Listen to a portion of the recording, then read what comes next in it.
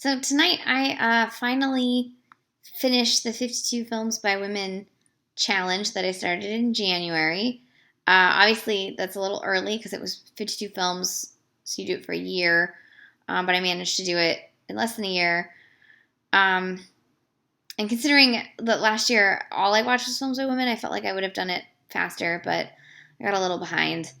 Um, Anyways, I was planning to just watch one film, but it turned out the film was distributed by Oscilloscope Laboratories, and they paired it with a short film. So I saw two films today. So it was number 52 and number 53 on the 52 Films by Women challenge.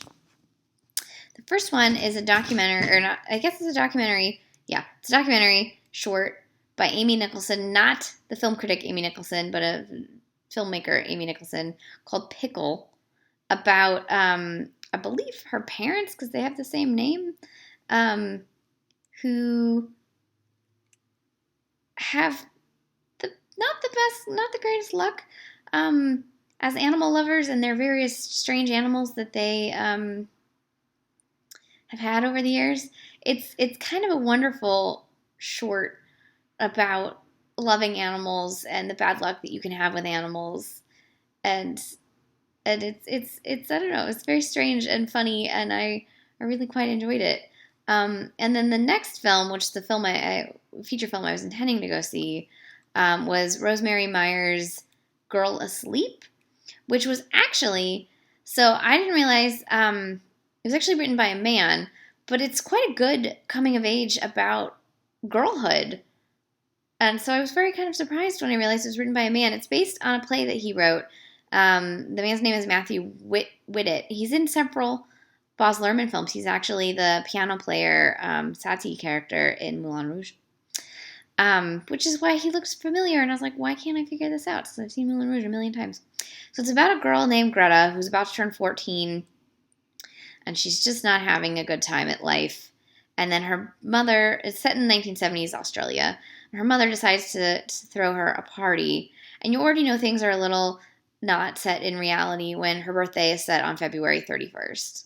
And then things just get bizarre, and she falls into like a dream state, and sort of has to fight through childhood to adolescence is basically the plot. And it's just beautifully shot. It's in that 3:3 aspect ratio, the square aspect ratio, and a lot of people are comparing it to Wes Anderson because it's got that hyper stylized look to it, but it also just looks like 1970s.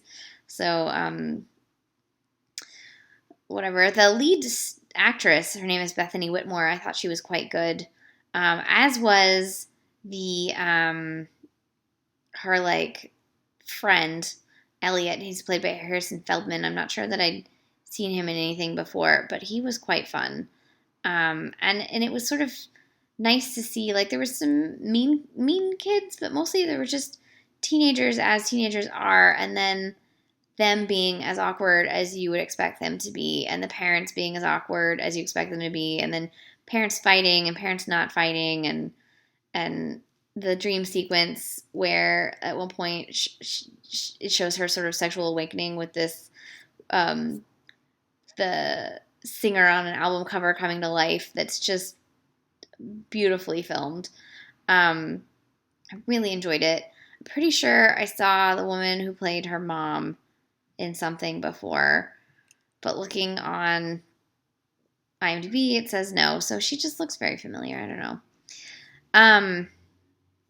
It was a fun film. I recommend it. So that was Rosemary Myers' Girl Asleep and Amy Nicholson's Pickle. They are paired together and are playing around the United States by Oscilloscope Laboratories, and you should check them out. You get two films for the price of one, and they're both quite delightful.